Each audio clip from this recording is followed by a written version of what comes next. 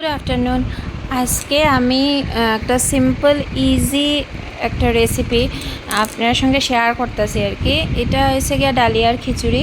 তো ডালিয়ার খিচুড়ি অনেকে অনেকভাবেই খায়, কিন্তু অনেক ভালোভাবে মানে অনেক টেস্টি কইরাও খাওয়া যায়। কিন্তু আমি একটা মানে ডায়েট মেনটেন কইরা মানে যেভাবে ভালো ডায়েটে থাকা কম তেল মশলা দিয়া করা যায় এরকমভাবে ডালিয়ার খিচুড়িটা প্রিপারেশানটা করলাম আর কি। ওইটাই আপনার সঙ্গে শেয়ার করলাম।